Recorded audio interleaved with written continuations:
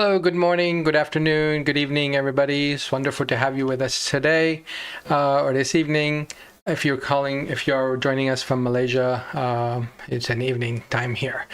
So my name is Amar. A lot of people call me Mark because I say Amar. They think I'm Mark. So anyway, so you can call me Amar. You can call me Mark.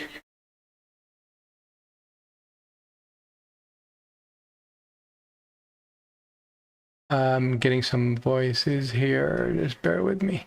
Okay. So, yeah. So you can call me Mark. You can call me Amar. So I invite you folks to be open and ask questions. Probably this topic tonight is going to be a little bit personal. So you can, I'm sure you can relate to someone you know that they are facing these kind of problems, and maybe you can ask this question on their behalf. So that way they would be able to get help somehow indirectly while being private. But I invite you to be transparent because this is knowledge for all of us to learn. So first and foremost, I just want to go over the things that we're going to be talking about. As you know, today's topic is going to be about why we fight. So the first thing comes to our mind is why we fight, maybe as couples. I also would like us to think about it in a broader sense, in a broader sense, like as people, as human. Why do we fight? What is it that's causing us to get into arguments? So the fight in here meaning like not a physical fight, but an argument. So the argument is mainly between two people or two groups and so forth. So I just wanted to get a little framing on that. So the topics I'm going to be talking about, like what is really this triggering point, or what triggers the fights, what triggers the conflicts, what triggers the arguments. So this is one thing that I will be talking about today. Another thing that I'll be talking about is how to break the cycle.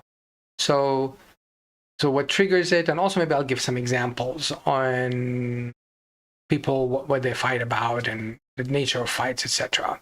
And I also would like to touch base on how do we stop the cycle. And I think that's very important for all of us to know how do we break the cycle, and how do we understand. In order for us to break the cycle, we need to understand really what's happening. And that's part of what we're going to be covering tonight.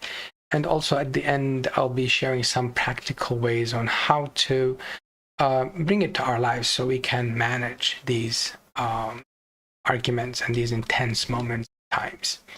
The thing is about fights and arguments is that almost always we fight about something or we care about with someone who we care about. And that's really important to understand, that when we are in a fight, it's not really, people are not mindful about the other person's feelings, but after the fight, there's a lot of regret. There's a lot of shoulda, coulda, woulda, right? I should have been quiet. I should have been taking this. I should have been doing that. And mainly the more common things that are causes of what causes people to fall into these arguments is that we need to understand the two different things. Number one is I would like us to focus on the content of the fight. What are we fighting about? Are we fighting about like how come you left the dishes not washed for 3 days? Or how come you didn't do laundry? How come you didn't prep the kids? How come you spent so much money? That's the content of the fight. Is that what we're fighting about? Or is there something like beneath, the unspoken fight?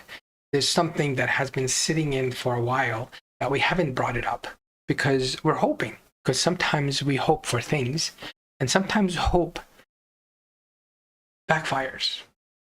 It really backfires if we don't know how to manage hope and how do we implement hope in our lives.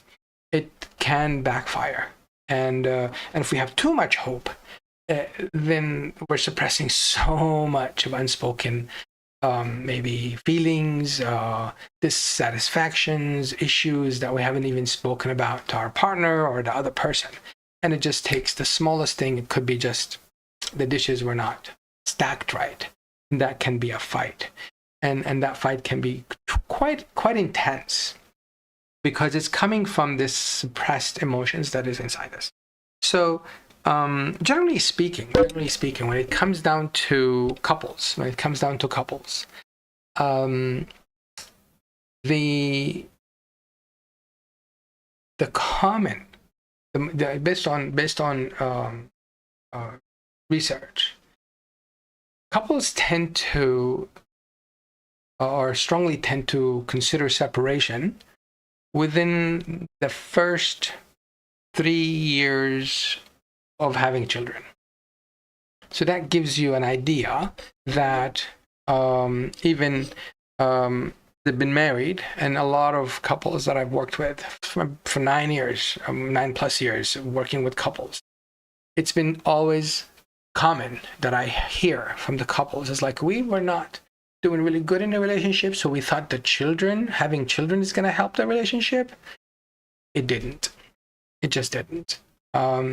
Sad to say, some of them, they suppress it for too long, and they just end up separating, and the family is broken and all that. So throughout that process of separation and dissatisfaction, a lot of fights, a lot of arguments that the children are also watching and witnessing.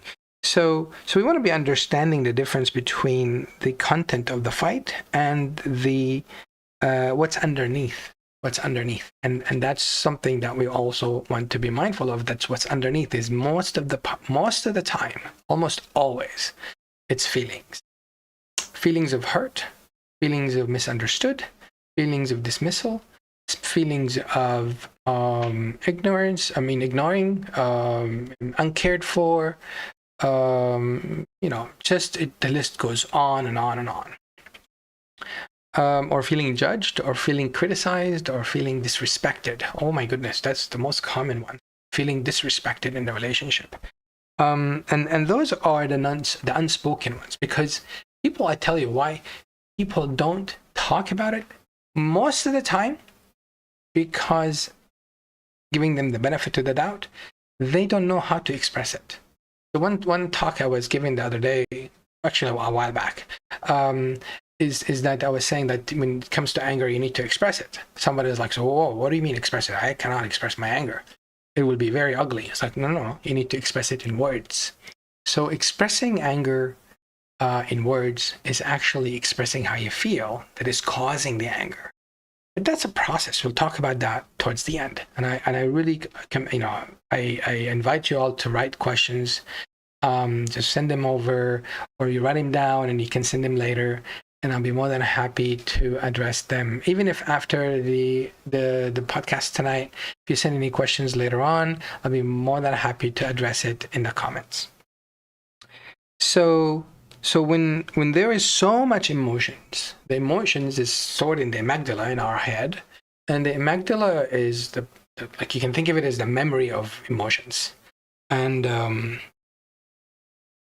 if the emotions are intense, every time that emotion is triggered, then we remember the incident that was behind it. So if I get triggered with being disrespected, and I get suppressing it, and then I get disrespected again, I only remember that last time I got disrespected, because that emotion got triggered from the amygdala. The amygdala is kind of like a recall for the whole event. So it stores the whole event as a whole.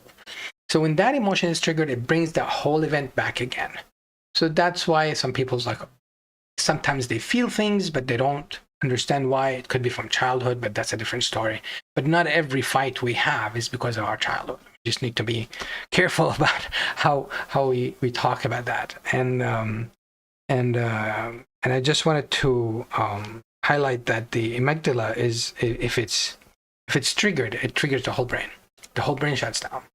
So if you or your partner tend to be expressive, or tend to be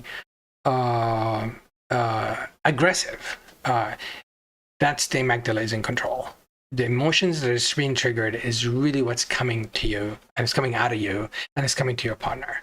And therefore, you're not in control. You're reacting to what the amygdala is doing, which is really just recalling that event. And that event is really causing the brain to remember everything, and is bringing the whole feelings in the past and what you're feeling today back as if it's like you're facing a lion. Your brain just shuts down or shoots up. Depends.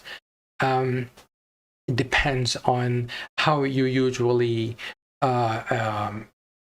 respond to these kind of intense emotions. Do you fight back? Do you run away? Do you freeze? But some people, like when they see something scary, they just freeze. They don't run. They just don't know.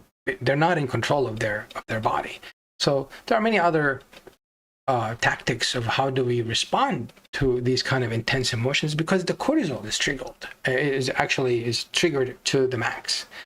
And when the cortisol is in control of our brain, so therefore the brain is controlling our body, so therefore you're not able to be in control of what you're doing. And that's why in anger, we lose control. And that's why, like in Islamic teachings, the Prophet ﷺ had said, do not get angry, because anger can control you. So we don't want to focus on anger. We want to focus on the emotion that is causing the anger. Does you feeling disrespected make you feel angry? Yes. Does it, when you feel disgusted, does it make you angry? Yes. When you feel neglected, does it make you angry? Yes. When you feel ignored, when you feel misunderstood or misquoted or judged for someone who you're not, does that make you angry? Yes. So you see that anger is a response for so many emotions. So we need to understand the emotions that is causing these thoughts of anger or feelings of anger, because anger is like on the surface, but the deeper inside emotion is a whole lot of things that is happening, but we're not taught. We all went to school. I've never been in a subject, in high school or even in the uni, that was in, emotional intelligence. So we had to learn these things, and we do have to learn these things in order for us to understand our emotions, so we can understand how the brain is reacting to those emotions. And these emotions are not like somebody feeling emotions like, oh, I feel this, I feel that. Oh, you're too emotional. You're too soft, or you're like you need to toughen up. It's not about the emotions. You see, I did mention anger comes from the emotion, or arguments come from the unspoken emotions, but those emotions are there as an indicator, just a signal to tell you there's something behind that emotion, something you need.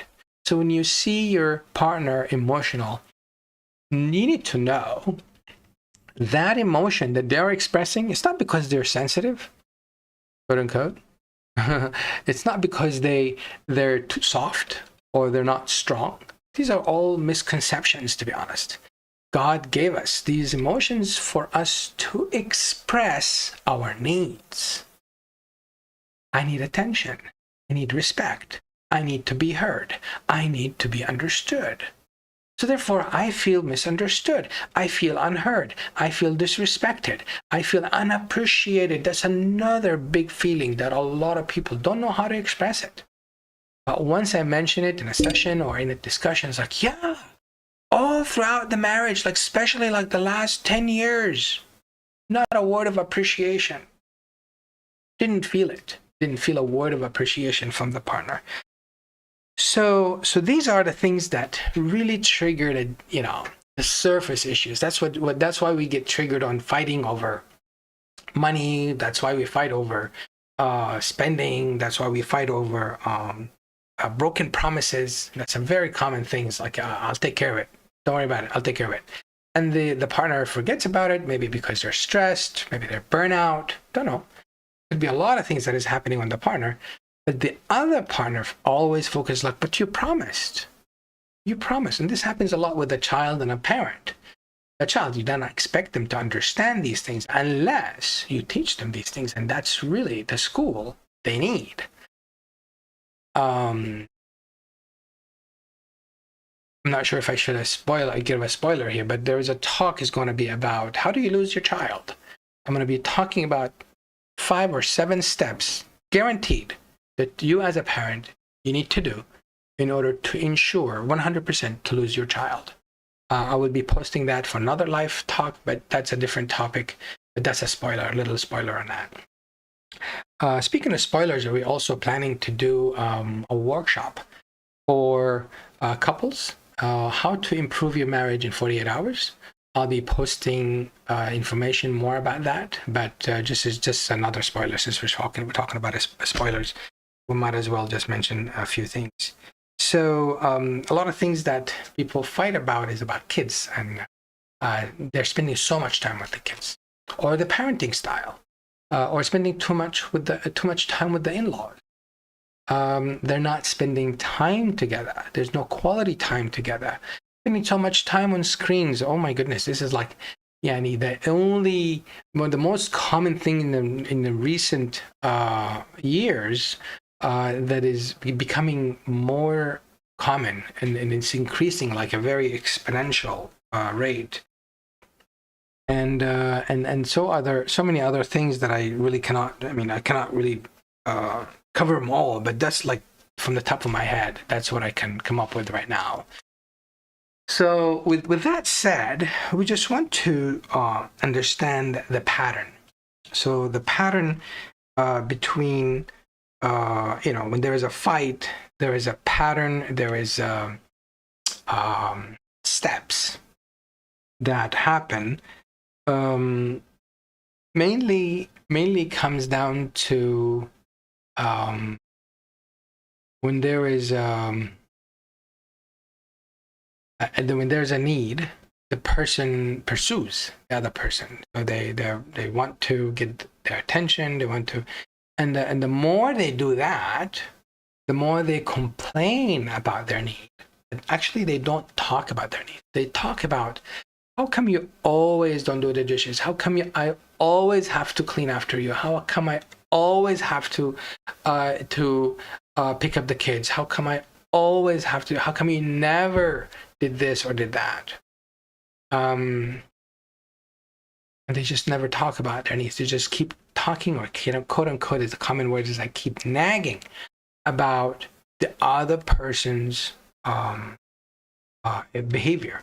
Why do you always have to be like that? Why do you always have to act like that, or say that, or accuse me of that? So that's the person who's expressing their dissatisfaction about their other person, about the other partner. And the more they do that, the more the other partner will withdraw. Very simple. That's like the formula of breaking a marriage. The more you, quote unquote, nag and complain, the more your partner will withdraw. Now, for the withdrawing partner, can assure you, the more you withdraw, the more your partner will pursue you. Just like a dance. So you don't find two people dancing. I don't know if couples, invite you to dance together. Some soft dance. Don't go reggae. It's just, so the dance is like this. So the more you withdraw this way, the partner will follow you. And the more you withdraw this way, and the more the partner pushes, the more you withdraw. And this is like the dance in relationships. You don't have to dance, actually. I'm just saying that. And if you're not dancing, doesn't mean you need to change that. I'm just giving that as a metaphor. So therefore, if there's this dance, then guess what? There's a lot of expectations that are not being met. Expectations meaning like your partner is expecting things from you that you're not doing, and vice versa. But sometimes what happens is like, I'm expecting that, but you know what? I'm okay if they didn't do it. Why are they not okay with me not doing it? They're not forgiving. I'm a forgiving guy. It's okay. I'm a forgiving girl. I'm a forgiving wife. I'm okay. But why do they not just give me the same slack as I'm giving them? And that's another expectation, isn't it? It's a broken expectation. So therefore, the message here is that they should treat me as I treat them. And that's an expectation by itself that is doomed for disappointment, or doomed to disappointment. So therefore, so we discovered the triggers. We discovered or we talked about the triggers. We talked about the pattern. And the pattern is the more you withdraw, the more you are pursued. And the more you pursue, the more your partner will withdraw. Simple as that. And I get a lot of people like on the phone and they just like talk about couples therapy and all that. And they say like, does that mean my partner is narcissist? Does that mean my partner has an attachment issue? Does that mean my partner is a psychopath? No. We all have attachment issues. I mean, it's just like asking someone, do you have skin? Yeah, I have skin. It's like, yeah, I have attachment issues. Everybody have attachment issues. And it's also interesting. I find it really amusing that when a partner comes and is like, oh, my partner has this type of attachment issue. And I really understand. So if you understand, fix it. Simple as that. But it's all about the how. So we spoke so far about the what, and a lot of people guess because they use, in the past, they used to be neighbors and a hearsay, like, I don't know, 10, 100 years ago, I don't know, maybe not that far. But then there was the internet. People used to use the internet and find out about narcissism. Excuse me. And they find about personality disorders and all that. So everybody's a narcissist. My dad is a narcissist, my mom is a narcissist, and all that stuff. And this is a very, very common thing that people use to explain that they are the victim. And it's not because they don't care about their partner. It's just because they are desperate, absolutely desperate for their needs to be met. Because they've been waiting for and patient sabr for 10 years.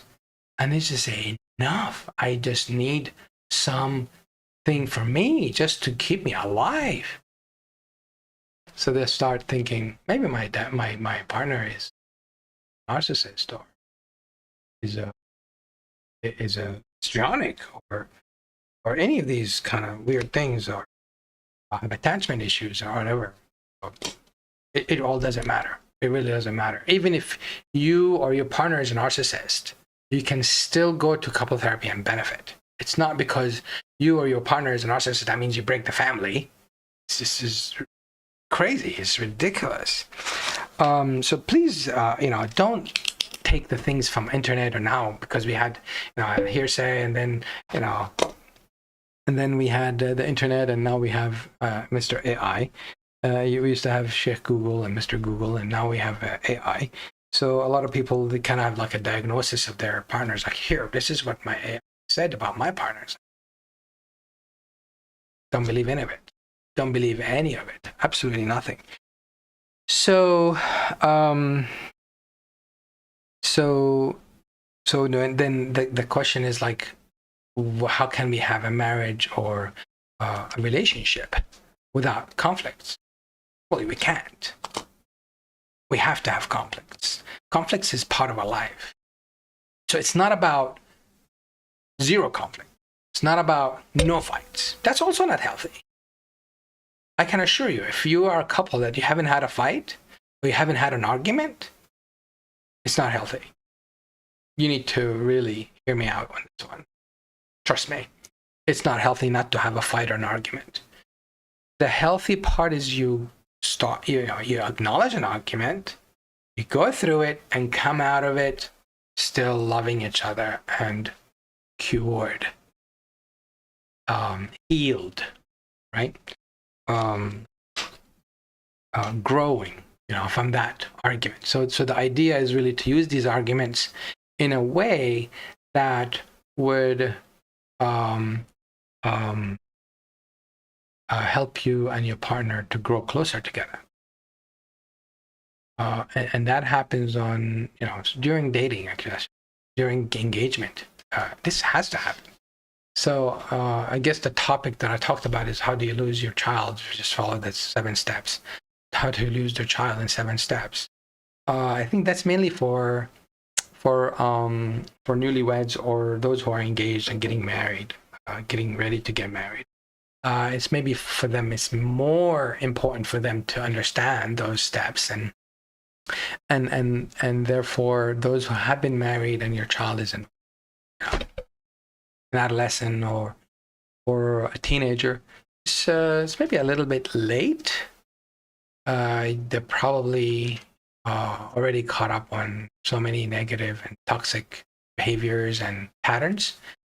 We pray to them to be protected by Allah, and then we always pray for all of you to be protected and to be in peace in your life. This is what I'm sharing here is mainly about, taking steps, taking practical steps on avoiding fights and avoiding separations and avoiding pain and hurtful feelings between the couple, because your children will find love, obviously feel it. So it's not about winning arguments. It's not about taking advantage or pointing the other. I told you were wrong, and you just you never listen. So there are skills. There are certain skills. I'm not seeing any questions, so that can be a good thing, can be not a good thing, but I don't know how to interpret that. But we do have a last minute decision to do this talk. So I would imagine a lot of people had the bandwidth to join us. But just be mindful. This is every Wednesday. We're going to be having this talk at 8:00 Malaysia time. Mark your calendars, and I hope you find this content useful. If you find this content useful, you can subscribe. You can send us messages or comments or questions. I'm more than happy to respond to that.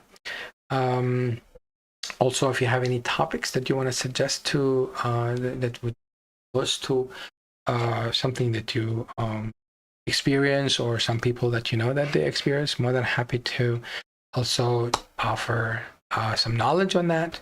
So I'm sharing this knowledge not for both of you to say I told you so. I'm sharing this knowledge just to share a third party, unbiased, to share for both of you that a lot of things can be learned, and fights can be avoided, so we can minimize the pain and minimize the hurt between the couple. So there is something I would like to share. So there's something that I call intentional listening. I'm not sure where I learned that, but it's called intentional listening. So intentional listening is that you have the only intention that you have is to listen to your partner. Now, I've had a few times people call me as like, what is this couple therapy is all about? What is it about? What do we learn? Like, well, the first thing you learn is how to communicate. It's like, we communicate fine. Like, okay, well, you don't need the couple therapy. It's like, yeah, but we fight. Like, then you're not communicating. It's like, we are communicating. Like, no, you're not. If you're fighting, you're not communicating. So that's the rule number one. So rule number one, if you're fighting, you're not communicating. Because if you're communicating, you're not fighting. Simple as that. So the most important thing that you can do to make sure you communicate, or you are communicating, you and your partner, you and your wife, you and your spouse are communicating. So rule number one. Who's the listening? Or who's the listening party? Who's listening? So who has this intentional listening? You have to have only one intention, and that intention is only to listen. And if you do that, then I give you a thumbs up. You are communicating. Because both of you cannot be talking at the same time. See, Allah created us with 2 ears and 1 mouth. But somehow we talk 10 times more than we listen. So at least we can listen twice as much as we talk.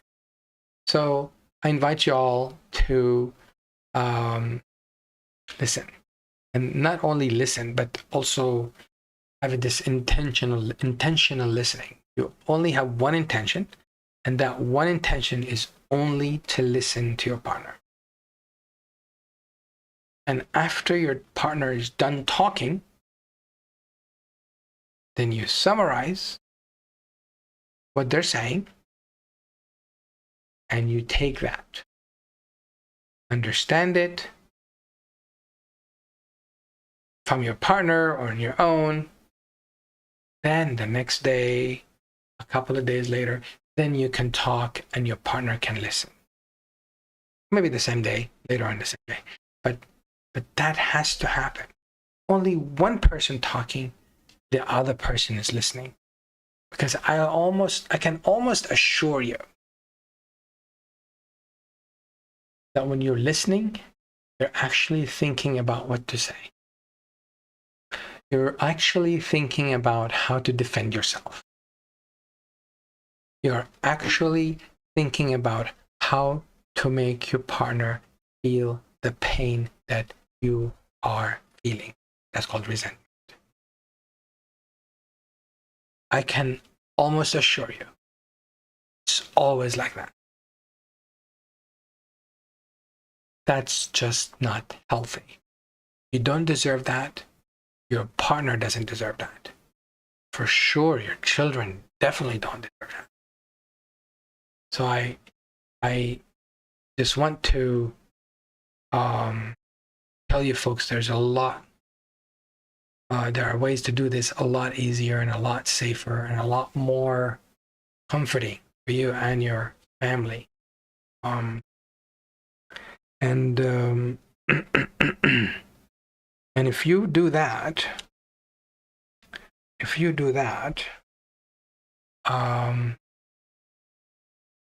you'll be successful. You'll be a successful couple. And just wanted to share with you about, I mentioned something about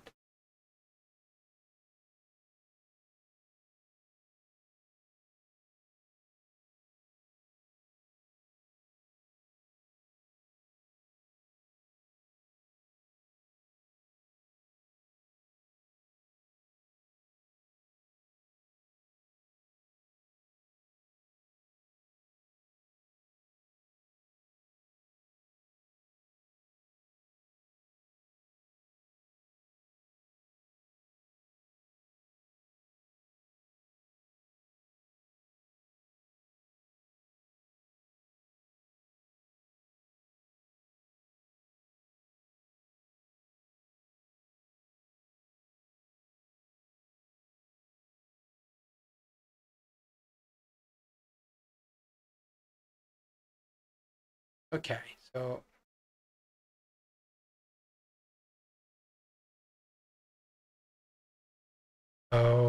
when I switched the screen, I lost my audio. Okay, so this screen, I need to add an audio to it. Interesting.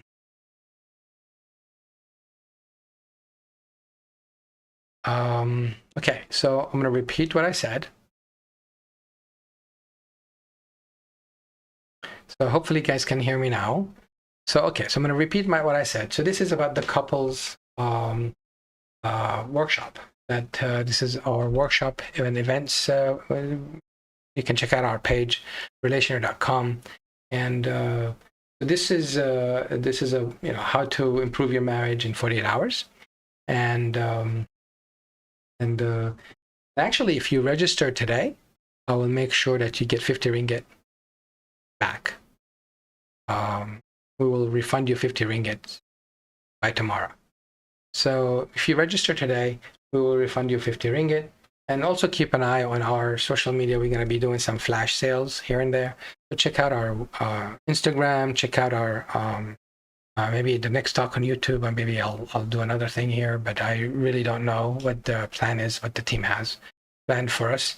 But generally speaking, we want to have this topic. We want to, I cannot wait to share with you this love sandwich. The recipe of the love sandwich, I was talking about it on the first day of that. So the workshop is 2 days. The first day is 3 hours. And then you'll be getting some homework and you'll be working on that and you will come the next day. So the first day is going to be online, 3 hours. And the next day will be the follow-up. So you'll be getting some homework to work on. There'll be certain things to work on. And you bring it the next day and you will be coming at the center. We're going to have the interactive workshop where you you get to share either, to the workshop or personally between you and I. We can definitely talk between you and your partner with myself. Excuse me. And then we can see how we can help you to improve your marriage within 48 hours.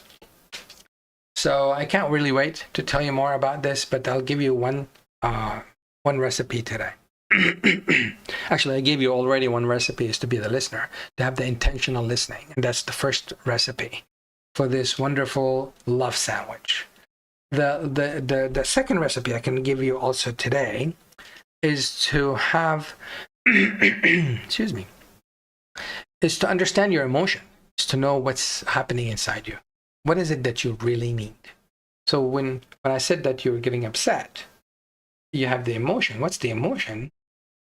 Like, let's say, very common, the chores around the house. Like, why do I have to always wipe them? How come you never will help? How come you never help?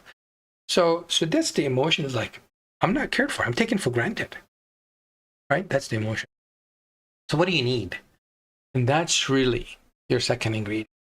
That's if you go through these 3 steps, when you understand yourself, when you see yourself being upset, understand what's that upsetness, anger, upset, maybe outrageous. I really don't know. Maybe you're outrageously angry.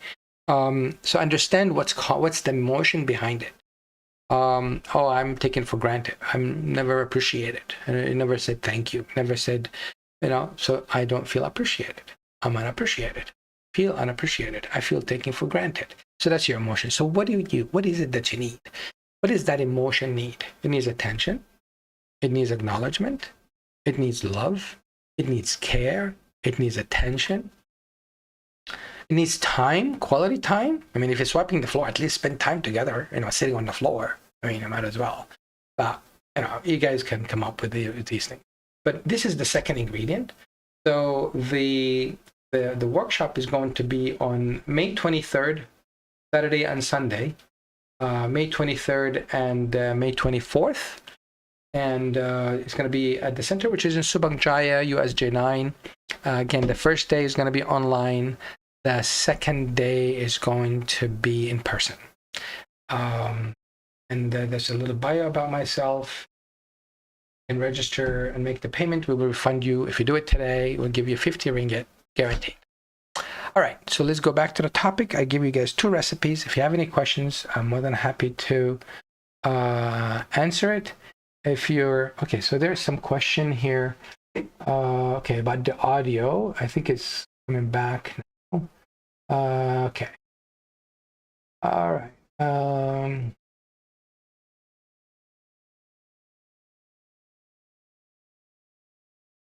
Okay, so they're getting some feedback here.